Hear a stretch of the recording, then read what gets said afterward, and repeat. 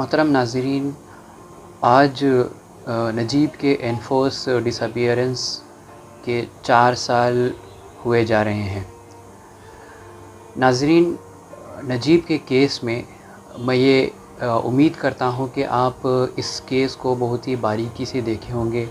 या इस केस को फ़ॉलो किए होंगे। नजीब के केस में 2 चीज़ों पर ज़्यादा तवज्जो देने की आज ज़रूरत है। सबसे पहला तो सवाल ये है कि जस्टिस फ़ॉर नजीब है। जस्टिस फ़ॉर नजीब उसी वक्त अचीव हो सकता है जब नजीब बहुत ही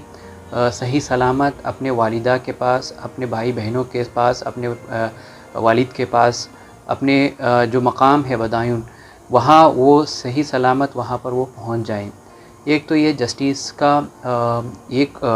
पहलू मैं मानता हूँ और समझता हूँ।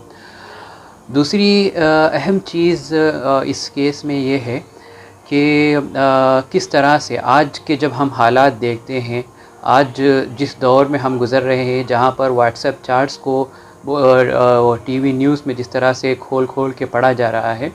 मैं यहाँ नाज़रीन के सामने ये बात याद दिलाना चाहता हूँ कि जब मामला दिल्ली पुलिस से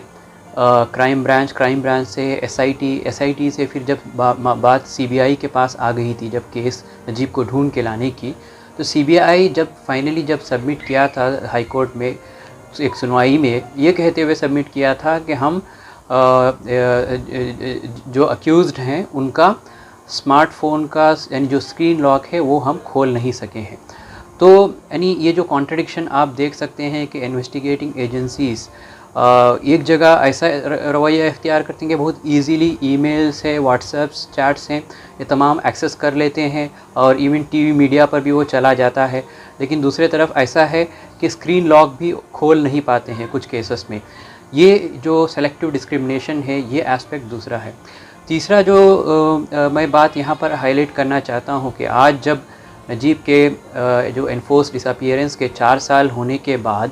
ये सवाल हमारे दरमियान होना चाहिए कि नजीब जिस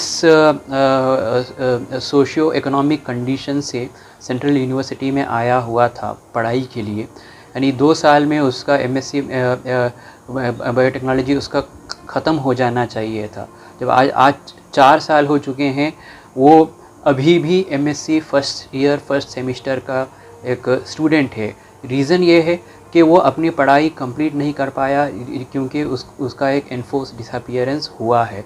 तो हमारे कंसर्न ये हैं कि नजीब सही सलामत वापस आए, और दूसरा ये है कि यानी नजीब और साथ साथ इस तरह के जितने भी मार्जिनलाइज सेक्शन से जो स्टूडेंट्स हायर एजुकेशन में बड़े बड़े एस्पिरेशंस के साथ में आते हैं कि हम हायर एजुकेशन में और क्वालिटी यूनिवर्सिटी से हम पढ़ाई करेंगे और हायर एजुकेशन के पसूब के बाद में हम अच्छे जगह पर नौकरी करेंगे और हमारे माँ बाप की हम खिदमत करेंगे, हमारे जो भाई बहन हैं उनको सपोर्ट करेंगे। ये जो एस्पिरेशन है जो मार्जिनलाइज सेक्शन का, मार्जिनलाइज सेक्शन से जो स्टूडेंट्स आते हैं, आईआईटीज़, आईआईएसीज़, जो आईआईएम्स हैं, सेंट्रल यूनिवर्सिटीज़ हैं,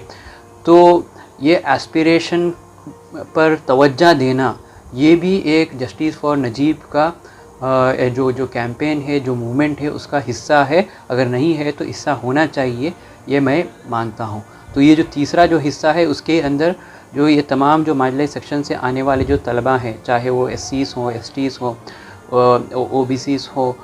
मुस्लिम्स हो या मुस्लिम वुमेन हो, इन तमाम लोगों के जो एक्सपीरियंसेस हैं, ये जस्टिस फॉर नजीब जो कैंपेन है उसके अंदर, यानी वेरी नजीब वाला जो एजेंडा है, उसके साथ साथ इनके जो एक्सपीरियंसेस और एक्सपीरियंसेस के साथ में जो जस्टिस है, ये आज मैटर करता है।